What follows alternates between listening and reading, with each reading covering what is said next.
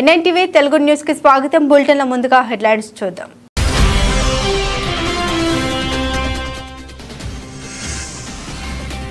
అంటువ్యాధులు ప్రబలకుండా ఆరోగ్య అధికారులు ప్రజలకు అవగాహన కల్పించాలి. వర్షాన్ని సైతం లెక్క చేయకుండా ముంపు ప్రాంతాన్ని పరిశీలించిన మంత్రి కందుల దుర్గేష్.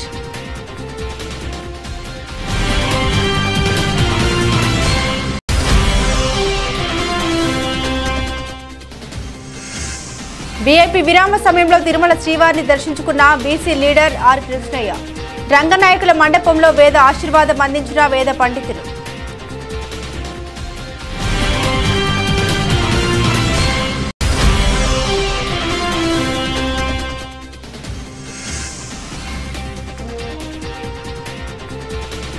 నెలబెల్లి అటవీ ప్రాంతంలో దారుణం. పాట్నా ప్రాంతానికి చెందిన 8 ఏళ్ల బాలికను దారుణంగా హత్య చేసిన ఓ యువకుడు.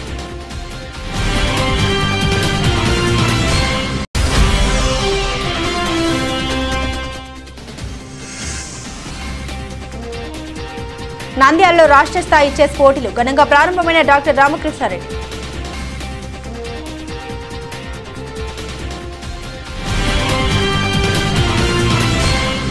నంద్యాల జిల్లా సంఘం నిర్వహణలో గురువారం నంద్యాలలో రామకృష్ణ పీజీ కళాశాల ఆడిటోరియంలో ముని నాగలక్ష్మి స్మారక 19 సంవత్సరాలలోపు రాష్ట్ర స్థాయి ఓపెన్ మరియు బాలికల చెస్ టోర్నమెంట్ ముని నాగలక్ష్మి సోదరుడు రాజేష్ సౌజన్యంతో ఘనంగా ప్రారంభమైంది. నంద్యాల జిల్లా చెస్ సంఘం అధ్యక్షులు డాక్టర్ రవికృష్ణ అధ్యక్షతన జరిగిన ప్రారంభోత్సవ కార్యక్రమంలో రామకృష్ణ విద్యా సంస్థల చైర్మన్ డాక్టర్ జి రామకృష్ణారెడ్డి ముఖ్య అతిథిగా, జిల్లా క్రీడా అధికారి నరసింహరాజు, శాంతినికేతన్ విద్యా సంస్థల చైర్మన్ సుధాకర్ గౌరవ అతిథులుగా పాల్గొని టోర్నమెంట్ ప్రారంభించారు. ఈ సందర్భంగా పలువురు మాట్లాడారు. చదరంగం మెదడుకు పదును పెడుతోందని, ఈ క్రీడ వల్ల బాలల్లో మానసిక వికాసం కలుగుతోందని, ఏకాగ్రత పెరుగుతోందని అన్నారు. డాక్టర్ రవికృష్ణ మాట్లాడుతూ 2 రోజుల పాటు ఆంధ్రప్రదేశ్ రాష్ట్ర స్థాయిలో 19 సంవత్సరాల లోపు ఓపెన్ మరియు బాలికల చెస్ ఛాంపియన్షిప్లు పోటీలు నిర్వహిస్తున్నామని, ఇందులో విజేతలుగా నిలిచిన వారు రాష్ట్ర సంఘం తరపున జాతీయ స్థాయి పోటీలో పాల్గొంటారని తెలిపారు.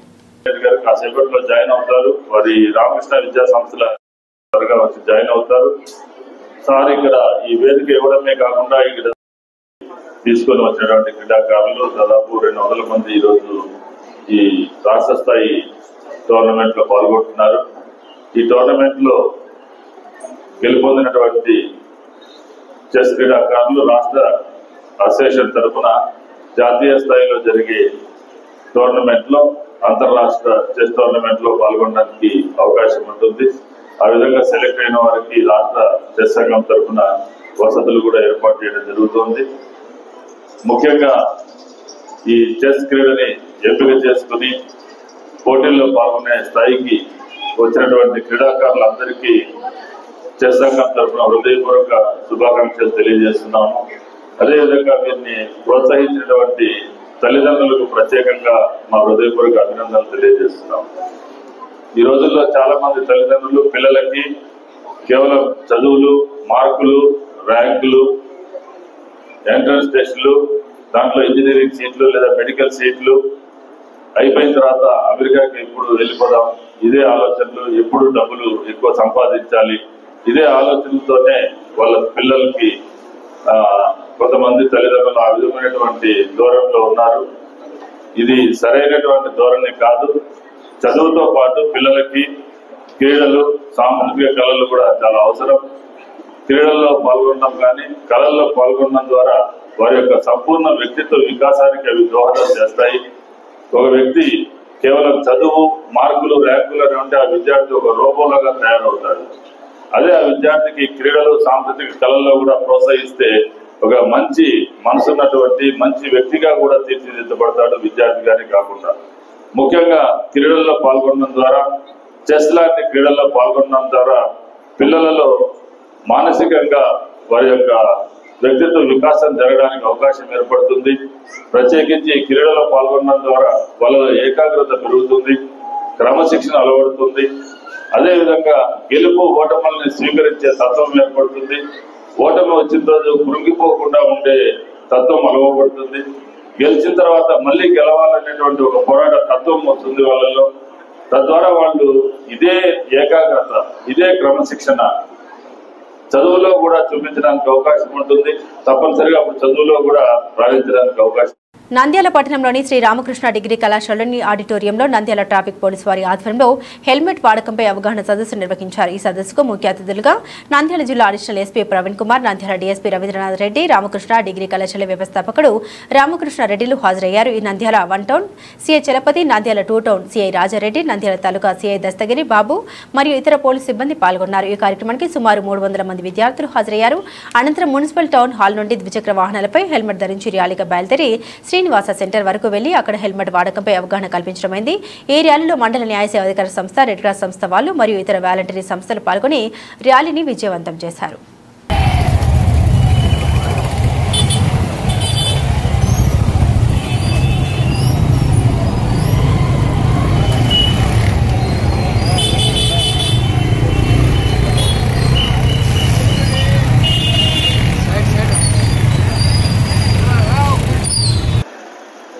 నంద్యాల ప్రజలందరికీ కూడా నమస్కారం.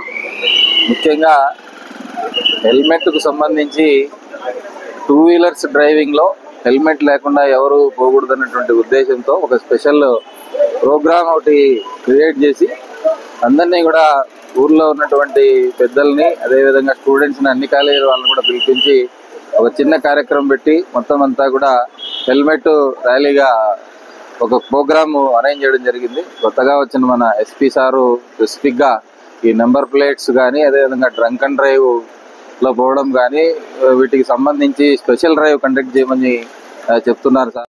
కూడా అన్ని ట్రాఫిక్ రూల్స్ పాటించి ఆటో డ్రైవర్లు కానీ వీళ్ళందరూ కూడా విత్ డ్రైవింగ్ లైసెన్సులు, అదేవిధంగా డ్రంక్ అండ్ డ్రైవ్లో పోకుండా స్పెషల్ డ్రైవ్ కూడా కండక్ట్ చేయడం జరుగుతుంది.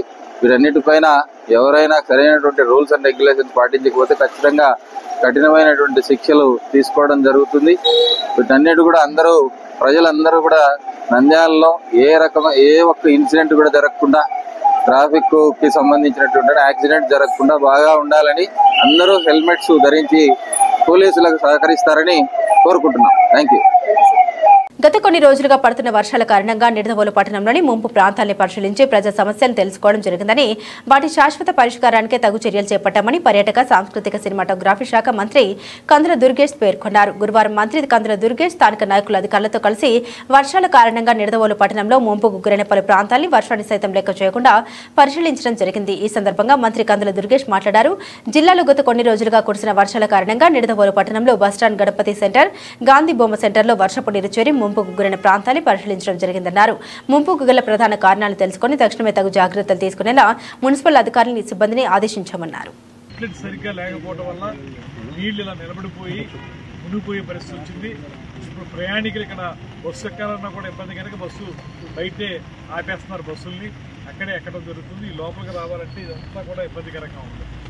ఇప్పుడు అందుకే నేను తెలిసి వెంటనే వచ్చి ఇక్కడ చూశాను. దీన్ని ప్రాపర్గా ఈ నీళ్లు బయటికి వెళ్ళిపోవడానికి అవసరమైనటువంటి డ్రైన్ సిస్టమ్ని మెరుగుపరచాలి.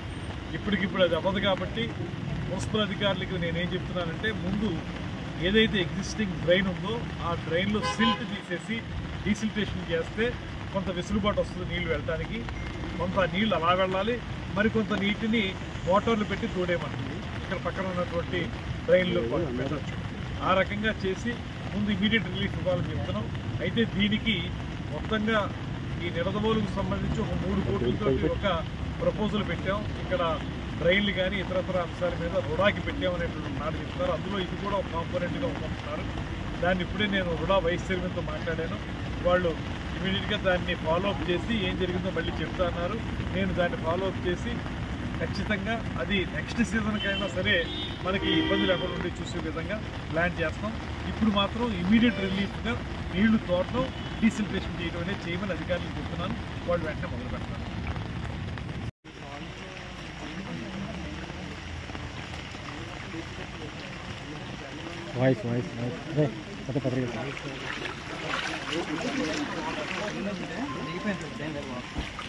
ఈ వాటర్ అంతా అట్టే ఆ డ్రైన్కి వెళ్ళాలి. వర్షం ఫుల్గా ఉండడం వల్ల మనకి ఏంటంటే డ్రైన్స్ అన్ని కూడా ఫుల్ టాప్ లెవెల్కి ఉన్నాయి. ఇప్పుడు రిసైడ్ అయిపోతుంది. కాకపోతే ఈ గ్రౌండ్లో ఆల్రెడీ వచ్చిన వాటర్ మాత్రం అక్కడ ఉండిపోతుంది. మోటార్ ఒకటి కూడా చూడండి. మొన్న రీసెంట్గా డస్ట్ ఏంటంటే కానీ దీన్ని చేసుకోలేము కదా. లెవెల్ చేయిస్తేనే నీరు నిలబడకుండా ఉంటుంది. సరే నీరు నిలబడకుండా ఉంటుంది ఓకే, కానీ వచ్చినప్పుడు నీరు బయటికి వెళ్ళడానికి దారి ఏది? చేసినప్పుడు ఒక చోటకి స్లోప్ ఇచ్చుకుని అది చేయాలి. ఇప్పుడు ఏదైతే లెవెల్ చేసిన తర్వాత దాన్ని వాటం పెట్టుకుని ఆ వాటం ప్రకారం నీళ్లు ఆ డ్రైన్లో కలిసిగా పెట్టుకోవాలి. అది లెవెల్ చేయడానికి ఏం చేయాలో చూడండి. అది మనం మున్సిపాలిటీ చేయగలమా? మనం అది చేయగలం.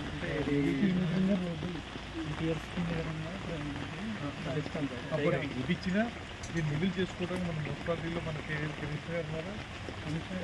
కార్పొరేట్ సోషల్ రెస్పాన్సిబిలిటీ అకౌంట్ ద్వారా నిధులు సమీకరించి గూడూరు పట్టణంలోని అల్లూరు ఆదిశేషారెడ్డి ప్రభుత్వ స్టేడియంలో మౌలిక వసతులు ఏర్పాటు చేస్తామని గూడూరు ఆర్డీఓ కిరణ్ కుమార్ తెలియజేశారు. తిరుపతి జిల్లా గూడూరు పట్టణంలోని అల్లూరు ఆదిశేషారెడ్డి ప్రభుత్వ స్టేడియంను గూడూరు ఆర్డీఓ కిరణ్ కుమార్ పరిశీలించారు. గూడూరు ఆర్డీఓ కిరణ్ కుమార్ గూడూరు పట్టణంలోని అల్లూరు ఆదిశేషారెడ్డి ప్రభుత్వ స్టేడియం పరిశీలించి స్థానిక క్రీడాకారులు మరియు వాకర్స్ క్లబ్ సభ్యులతో చర్చించారు. స్టేడియానికి అవసరమైన మౌలిక వసతులు ఏర్పాటు మరియు స్టేడియం పరిరక్షణకు చర్యలు తీసుకోవాలని వారు ఆయనకు తెలిపారు. ఈ సందర్భంగా ఆర్డీఓ కిరణ్ కుమార్ మీడియాతో మాట్లాడుతూ గూడూరు ఎమ్మెల్యే సునీల్ కుమార్ ఆదేశాల మేరకు తాము స్టేడియాన్ని పరిశీలించడం జరిగిందని, ప్రధానంగా స్టేడియంకు డ్రైనేజీ ప్రాబ్లం ఉందని గుర్తించామని దాన్ని సరిచేస్తామని తెలిపారు. స్టేడియంలో మౌలిక వసతులు ఏర్పాటుకు అయ్యే ఖర్చు నివేదిక తయారు చేసి సిఎస్ఆర్ ఖాతా ద్వారా వసతులు ఏర్పాటు చేసేందుకు చర్యలు తీసుకుంటామని తెలియజేశారు.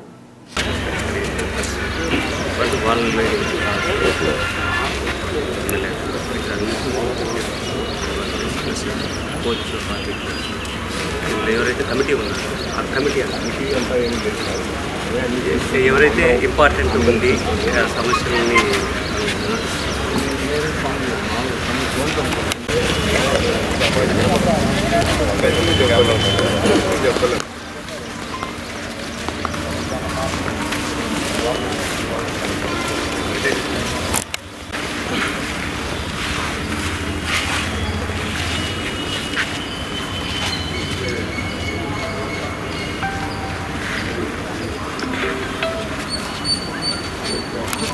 కుమార్ ఆదేశాల మేరకు ఆర్డీఓ అయిన నేను, తర్వాత తహసీల్దారు, ఎంపీడీఓ, మున్సిపల్ కమిషనర్ గారులతో ఈ అల్లూరి ఆదిశేషారెడ్డి స్టేడియాన్ని సందర్శించడం జరిగింది. ఈ అల్లూరి ఆదిశేషారెడ్డి స్టేడియంలో కొన్ని మౌలిక వసతులు కొరత ఏర్పడడంతో ఆ మౌలిక వసతులను కల్పిస్తే ఇక్కడున్న వాకర్స్ కానీ లేకపోతే ఇక్కడున్న కొంత నేషనల్ లెవెల్ ప్లేయర్స్ కూడా ఈ స్టేడియంలో శిక్షణ పొంది నేషనల్ లెవెల్ కూడా వెళ్ళడం జరుగుతుంది. ఇక్కడున్న శాప్ సిబ్బందికి కానీ క్రీడాకారులకు కానీ మంచి మౌలిక వసతులు కల్పించాలన్న ఉద్దేశంతో ఈ అల్లూరి ఆదిశేషారెడ్డి స్టేడియంను సందర్శించడం జరిగింది. ఈ స్టేడియంలో కొన్ని కాంపౌండ్ వాల్ స్ట్రెంథనింగ్ కానీ, కాంపౌండ్ వాల్ బయట కొన్ని డ్రైనేజెస్ బ్లాక్ అవ్వడం కానీ, అలాగే బాస్కెట్బాల్ ఇది ప్లేసెస్ వాలీబాల్ ప్లేస్ అనేది షిఫ్ట్ చేయడం కానీ, ఎలక్ట్రికల్ పోల్స్ కొత్తగా ఎలక్ట్రికల్ పోల్స్ ఎరెక్ట్ చేయడం కానీ, కొన్ని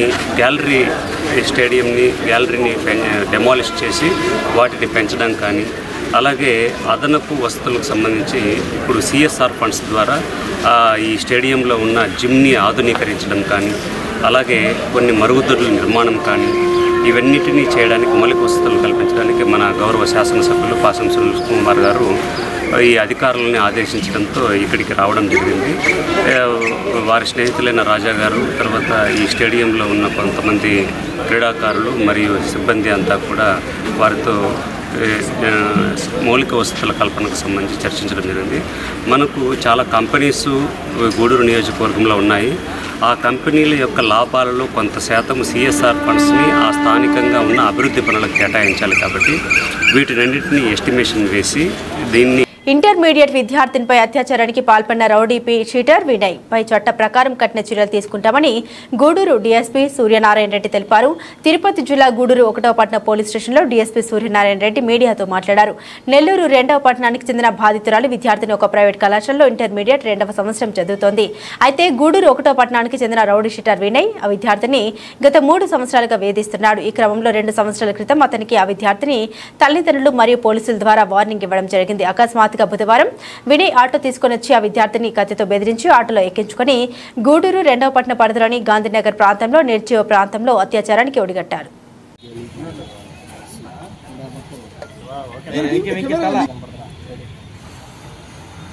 ఈరోజు గూడూరు పట్టణ పరిధిలో తిరుపతి జిల్లాలో ఒక అత్యాచారం గురించి ఒక ప్రైవేట్ కాలేజీ ఒకటికి ఇంటర్మీడియట్ సెకండ్ ఇయర్ చదువుతున్న ఒక పాప వెళ్తుంది. అక్కడికి ఒక రౌడీ షెటర్ అనేవాడు వాడు గూడూరు పట్టణ పరిధిలోని వంటవన్ పరిధిలోని గుంజుపల్లి వినయ్ కుమార్ అక్కడికి వెళ్ళి ఆ అమ్మాయిని ముందు రాముంటాడు ఆటోలో వెళ్తాడు. అమ్మ చెప్పే పరిణామంలో ఆటోలో వెళ్ళి అక్కడ రాముంటే రాదు, లేకపోతే నేను ప్రేమిస్తున్నాను చెప్తాను. అంతకుముందు వార్నింగ్ ఇవ్వడం జరిగింది 2 years బ్యాక్. మళ్ళీ వార్నింగ్ ఇస్తే అప్పటి నుంచి లేదు. మళ్ళీ నెక్స్ట్ ఆడు కాలేజీ వద్దకు వెళ్ళి అమ్మాయిని బలవంతంగా ఇచ్చుకోవడం ఆటోలో ఎక్కించుకొని లేకపోతే మీ వాళ్ళని బెదిరిస్తానికి చంపేస్తానికి దిగించడం జరిగిందని చెప్పి అమ్మాయి చూస్తుంది. తర్వాత అదే గూడూరు 2 టౌన్ పరిధిలో గాంధీనగర్ పరిధిలో నిర్మానుష్యంగా ఉన్న కొన్ని ఇళ్ళు వదిలేసిన ఇళ్ళు ఉన్నాయి. అక్కడ మీటీవీ న్యూస్ కి స్వాగతం. రాష్ట్ర చరిత్రలో రైతు రుణమాఫీ చారిత్రాత్మక ఘట్టమని కాంగ్రెస్ పార్టీ రాష్ట్ర నాయకులు సోమన్న గారి లక్ష్మీ రవీందర్ రెడ్డి, మండల పార్టీ అధ్యక్షుడు నాగుల గారి మల్లేశం గౌడ్, దేవన్న గారి శేఖర్ అన్నారు. గురువారం రోజు మండల కేంద్రమైన కూల్చారంలో బస్టాండ్ ఆవరణంలో కాంగ్రెస్ పార్టీ ఆధ్వర్యంలో రైతు రుణమాఫీ సంబరాలు అంబరన్నంటాయి. హైదరాబాద్ నర్సాపూర్ ప్రధాన రహదారిపై సీఎం రేవంత్ రెడ్డి చిత్రపటానికి పాలాభిషేకం నిర్వహించి స్వీట్లు పంచుతూ టపాకాయలు కాలుస్తూ సంబరాలు నిర్వహించారు. ఈ కార్యక్రమంలో నాయకులు తుక్కాపూర్ మాజీ సర్పంచ్ శ్రీశైలం, గాన శ్రీనివాస్, చంద్రశేఖర్ రెడ్డి, గోవర్ధన్, గంగసాని మహేశ్వర్ రెడ్డి, మధుసూదన్ రెడ్డి, మరళి అనిల్, గజని వెంకట్ గౌడ్, శ్రీనివాస్ రెడ్డి, కోనాపూర్ మల్లేష్, అంజగౌడ్ తదితరులు పాల్గొన్నారు.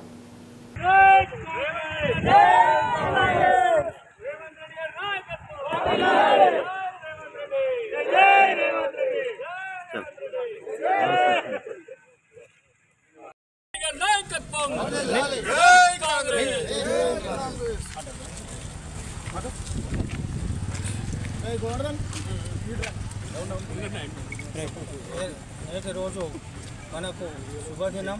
ఎందుకంటే మన రేవంత్ రెడ్డి ప్రభుత్వంలో కాంగ్రెస్ పాలనలో ఇంతకుముందు చేసినటువంటి ఘనత కూడా కాంగ్రెస్ ప్రభుత్వంలోనే అయింది. వైఎస్ రాజశేఖర రెడ్డి గారి పీరియడ్లో అప్పుడు కూడా ఏకదాటిగా రుణమాఫీ చేసి రెన్యువల్ చేసుకున్న వారికి కూడా 5,000 నగదు రూపకంగా అకౌంట్లలో వేయడం జరిగింది. ఆ ఘనత అప్పుడు కాంగ్రెస్ గవర్నమెంట్ చేసింది. ఇప్పుడు కూడా రేవంత్ రెడ్డి గారికే, ఇప్పుడు యావత్ భారతదేశంలో కూడా మన రేవంత్ రెడ్డి గారికే దక్కుతుంది. అదేవిధంగా ప్రతిపక్ష నాయకులు ఈరోజు అంటున్నారు ఏమంటే 5 ఏళ్ల పాలనలో మీరు చేసిన ఒక్క 9 ఏళ్ల పాలనలో కూడా ఒక్క రేషన్ కార్డు ఇప్పించిన పాపాన ఓలే. ఇప్పుడు ఉన్నటువంటి రేషన్ కార్డులు కూడా కాంగ్రెస్ ప్రభుత్వంలో ఇచ్చిన రేషన్ కార్డులే. ఎందుకని అంటే అది గుర్తించుకొని ఎదుటి దుమ్ము పోయకుండా దుమ్ము మొగుల మీదకి చల్లితే ఓల కళ్ళలో పడుతుంది. వాళ్ళకే విడిచిపెడుతున్న విఘ్నతకు. ఎందుకని అంటే వాళ్ళు రేషన్ కార్డు రైతులకు రుణమాఫీ ప్రకటించడంతో నేడు ₹1,00,000 వరకు రుణమాఫీ జరుగుతూ ఉండడంతో చిన్నశంకరపేట మండల కేంద్రంలో కాంగ్రెస్ పార్టీ మండల అధ్యక్షుడు సాన్నా సత్యనారాయణ ఆధ్వర్యంలో అంబరన్నంటి విధంగా సంబరాలు జరుపుకున్నారు. రాష్ట్ర ముఖ్యమంత్రి రేవంత్ రెడ్డి, మెదక్ ఎమ్మెల్యే మైనపల్లి రోహిత్ చిత్రపటాలకు పాలాభిషేకం నిర్వహించి టపాకాయలు కాలుస్తూ సంబరాలు జరుపుకున్నారు. అనంతరం వారు మాట్లాడుతూ కాంగ్రెస్ పార్టీ ఎన్నికల సమయంలో ఇచ్చిన హామీల్లో ఒక్కొక్కటిగా నెరవేర్చడం జరుగుతోందని, గత ప్రభుత్వం 10 సంవత్సరాల పాలనలో రైతులకు ఏకకాలంలో ₹1,00,000 రుణమాఫీ చేస్తామని చెప్పి రుణాలకు సంబంధించిన మిత్తి డబ్బులు మాత్రమే మాఫీ చేయడం జరిగిందని వారు అన్నారు. రుణమాఫీ ప్రకటిస్తే తాను రాజీనామా చేస్తానని చెప్పిన హరీష్ రావు తన మాటకు కట్టుబడి ఉండాలని, ఆగస్టు 15వ తేదీలోపు రైతులకు ₹2,00,000 రుణమాఫీ చేస్తారని ప్రకటించిన సీఎం రేవంత్ రెడ్డి ఇచ్చిన మాట ప్రకారం రుణమాఫీ చేయడం జరుగుతుందని, పేదల కోసం కాంగ్రెస్ ప్రభుత్వం ఎన్నో సంక్షేమ పథకాలు ప్రవేశపెట్టడం జరిగిందని, కాంగ్రెస్ అంటేనే పేదలని, పేదలంటేనే కాంగ్రెస్ అని వారన్నారు.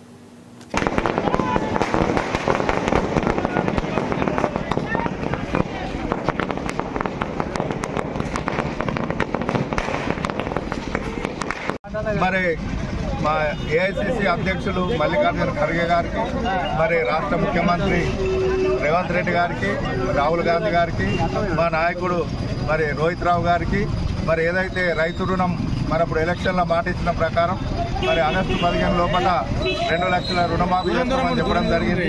మరి ఈరోజు రైతులందరికీ ₹1,00,000 మాఫీ అవుతున్నాయి. మరి వచ్చే 30వ తారీఖు ₹1,00,000.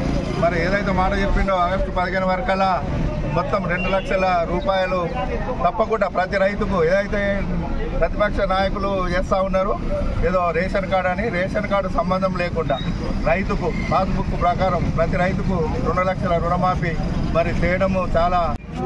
నేడు గతంలో మా కాంగ్రెస్ పార్టీ ఏఐసిసి అధ్యక్షురాలు మరి మల్లికార్జున ఖార్గే గారు కావచ్చు, రేవంత్ రెడ్డి గారు కావచ్చు, మరి ఎన్నికల సందర్భంగా ఏం మేనిఫెస్టో ఇచ్చారో మేము కాంగ్రెస్ ప్రభుత్వం వస్తే రైతు పక్షపాతిగా ఉంటామని చెప్పడం, మరి తప్పకుండా మరి అసెంబ్లీ సాక్షిగా ఆగస్టు 15 లోపే రైతులకు రుణమాఫీ ప్రకటిస్తామని చెప్పారు.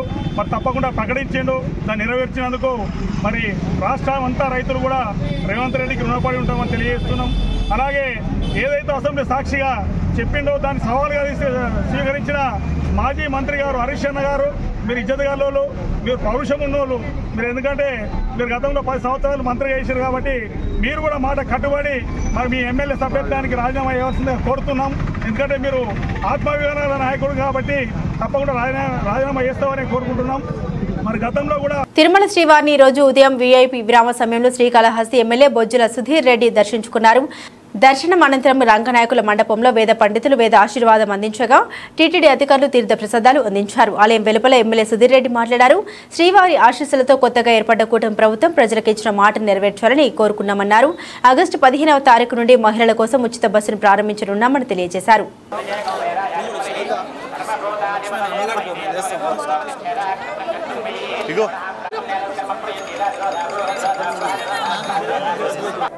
జరిగింది. నూతనంగా ప్రభుత్వం ఏర్పాటు చేసిన తర్వాత ఎన్డీఏ ప్రభుత్వం పాలన అనేది ఈ 40 రోజులు అయింది. పాలన అనేది ఏ రకంగా మారింది, ఏ రకంగా కష్టపడుతుంది చూశారు. స్వామివారు వెంకటేశ్వర స్వామి ఆశీర్వాదంతో అలానే ఎవరైతే మనం ఎవరికైతే మాట ఇచ్చామో పేదవాడికి అంది చెందాలని స్వామివారిని మొక్కుకొని అట్నే కాళాశ్రీశ్వర దయ వల్ల బాబా దయ వల్ల అందరూ కూడా చల్లగా ఉండాలి. అట్లనే ఆగస్టు 15 నుంచి మరి ఫ్రీ బస్ స్కీమ్ స్టార్ట్ అవుతుంది. అందరూ కూడా మహిళలు ఎవరైతే ఉన్నారో మా అక్క చెల్లెళ్ళు వచ్చి మరి ఆ దర్శనాన్ని కూడా జిల్లా వైడ్ ఎక్కడ కూడా రావచ్చు ఫ్రీగా. అట్లనే అన్నా క్యాంటీన్ కూడా పేదవాడికి తిండి పెట్టే అవకాశం నాడు గవర్నమెంట్ దానికి లేకపోయినా ఈ గవర్నమెంట్ స్వామివారు మాకు ఇచ్చారు. తప్పకుండా అవన్నీ కూడా చక్కగా నెరవేర్చి ముందు తీసుకుంటామని తెలియజేసుకుంటాం. కొల్చారం రైతు వేదికలో రైతు నేస్తం రుణమాఫీ సంబరాలు నిర్వహించారు. ఈ కార్యక్రమంలో ముఖ్యమంత్రి రేవంత్ రెడ్డి రైతు వేదికల వీడియో కాన్ఫరెన్స్ ద్వారా నేరుగా రైతులతో ముఖాముఖి మాట్లాడారు. ఈ కార్యక్రమంలో మండల ప్రత్యేక అధికారి ఎంపీడీఓ లక్ష్మీ నరసింహులు, వ్యవసాయ అధికారి శ్వేత, కాంగ్రెస్ పార్టీ రాష్ట్ర నాయకులు సోమన్నగారి లక్ష్మీ, రవీందర్ రెడ్డి, మండల పార్టీ అధ్యక్షుడు మల్లేశం గౌడ్, మాజీ వైస్ ఎంపీపీ మల్లారెడ్డి, నాయకులు శ్రీనివాస్ రెడ్డి, గజని వెంకట్ గౌడ్, తుక్కపూర్ శ్రీశైలం, మన్నె శ్రీనివాస్, అంజగౌడ్, మల్లేశం, గొండకృష్ణ, వెంకట్ గౌడ్, మహేశ్వర్ రెడ్డి, గోవర్ధన్ రెడ్డి తదితరులు పాల్గొన్నారు. ఎంత అద్భుతమైన గొప్ప కార్యక్రమంలో పాల్గొని దేశానికి ఆదర్శంగా నిలబడే అవకాశం తెలంగాణ ప్రజలు మాకు ఇవ్వడం జరిగింది. మా అధికారులు, మా మంత్రివర్గ సహచరుల యొక్క సంపూర్ణ సహకారంతో ఇచ్చిన మాట నిలబెట్టుకునే విధంగా కాంగ్రెస్ పార్టీ మాట ఇస్తే అది శిలాశాసనం అని మరొకసారి రుజువైంది. ఆనాడు 2004 సంవత్సరంలో శ్రీమతి సోనియా గాంధీ గారు ఉమ్మడి రాష్ట్రంలో ఉన్న రాహుల్ గాంధీ గారిని పిఎం చేయడమే మా రైతుల అర్థం సార్.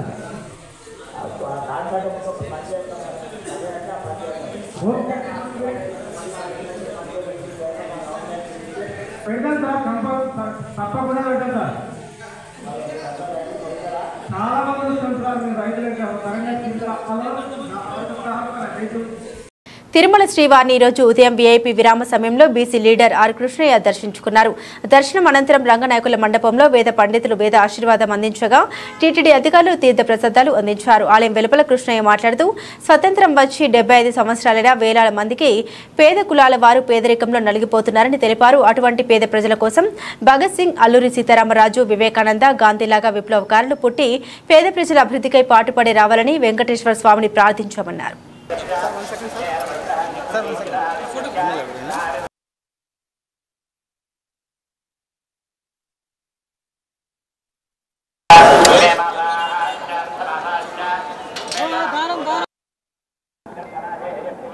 ఈ దేశంలో వేలాది పేద కులాలు ఇంకా పేదరికం కింద, అమాయకత్వం కింద, అజ్ఞానం కింద నలిగిపోతున్నారు.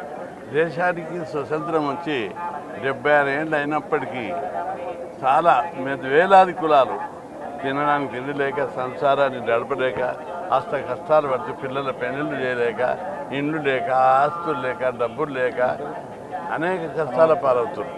వారందరికీ సామాజిక న్యాయం, సమాజం ఏర్పడాలంటే తప్పనిసరి కొంతమంది విప్లవీరులు ఈ దేశంలో పుట్టి పోరాడారు. ఒక వివేకానంద లేక, అల్లూరి సీతారామరాజు లేక, ఓ భగత్ సింగ్ లేక, అనేక మంది గాంధీ లేక, అనేక మంది మహానుభావులు. బీహార్ రాష్ట్రంలోని పాట్నా ప్రాంతానికి చెందిన 8 ఏళ్ల బాలికను దారుణంగా హత్య చేసిన సంఘటన ఉమ్మడి నెల్లూరు జిల్లా దొరవారి సత్రం మండలం నెలబల్లి అటవీ ప్రాంతంలో చోటు చేసుకుంది.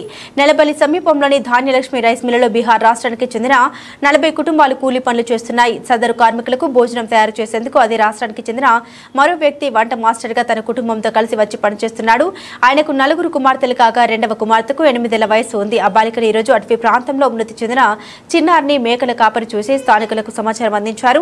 స్థానికులు పోలీసులకు సమాచారం ఇవ్వడంతో సంఘటన స్థలానికి చేరుకుని మృతదేహాన్ని పరిశీలించారు. రైస్ మిల్లులోని బీహార్ ప్రాంతానికి చెందిన వారిని విచారించగా అనుమానితుడిగా ఓ యువకుడిని అదుపులోకి తీసుకున్నట్లు సమాచారం. చిన్నారి మృతదేహాన్ని నాయుడుపేట ప్రభుత్వ ఆసుపత్రికి పోస్టుమార్టం నిమిత్తం తరలించి కేసు నమోదు చేశారు. పోలీసుల అదుపులో ఉన్న ఆ యువకుడు బాలికను అత్యాచారం చేసి హత్య చేశాడా లేక హత్య చేశాడనే కోణంలో దర్యాప్తులో తేలాల్సి ఉంది. అర్థమైపోయింది వచ్చినప్పుడు మెంటాలిటీ అర్థమైంది.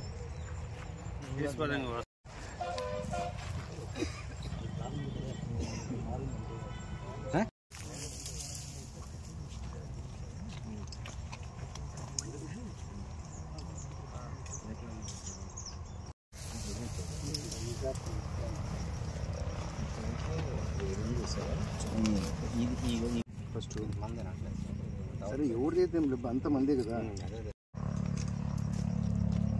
బిస్కెట్ ప్యాకెట్ కానీ తినలేదు కదా.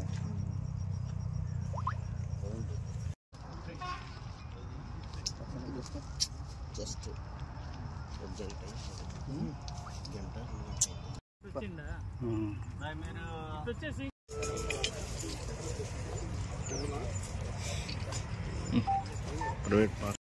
ఇది వాళ్ళ నాన్న ఇక్కడ అన్నాడు.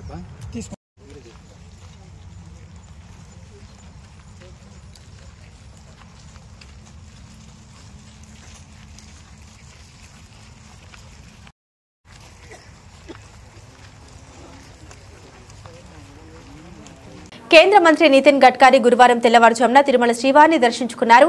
గర్భాలయంలో మొక్కులు చెల్లించారు. స్వామివారి తోమాల సేవలో పాల్గొన్నారు. దేశ అభివృద్ధి కోసం పనిచేసే శక్తి సామర్థ్యాలు ఇవ్వాలని ప్రార్థించినట్లు తెలిపారు.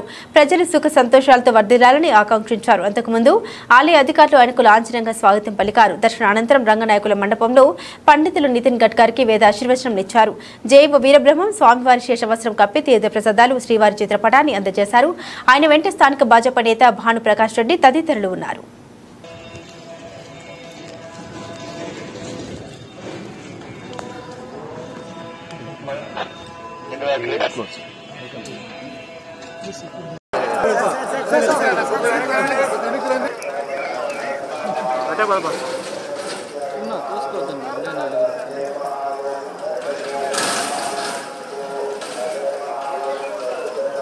కొద్దిగా సైడ్ సార్ కనిపించలే మీరే కనిపిస్తారు.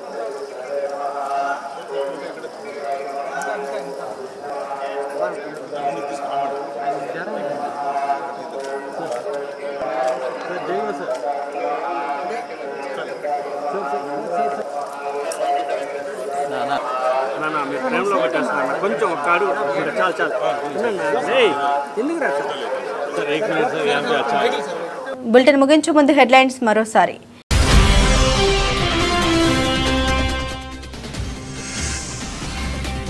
అంటువ్యాధులు ప్రబలకుండా ఆరోగ్యాధికారులు ప్రజలకు అవగాహన కల్పించాలి. వర్షాన్ని సైతం లెక్క చేయకుండా ముంపు ప్రాంతాన్ని పరిశీలించిన మంత్రి కందుల దుర్గేష్.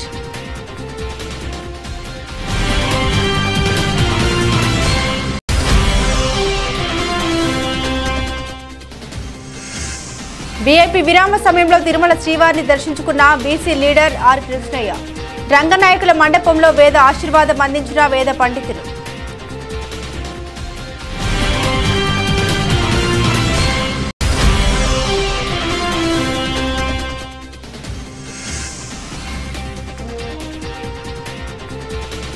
నెలబెల్లి అటవీ ప్రాంతంలో దారుణం. పాట్నా ప్రాంతానికి చెందిన 8 ఏళ్ల బాలికను దారుణంగా హత్య చేసిన ఓ యువకుడు.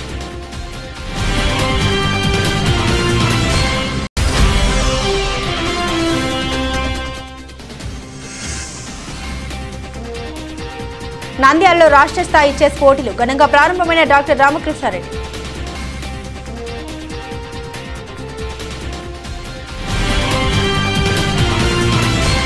ఇవి బులెటిన్లోని విశేషాలు. తిరిగి మరో బులెటిన్తో మళ్ళీ కలుసుకుందాం. సెలవు.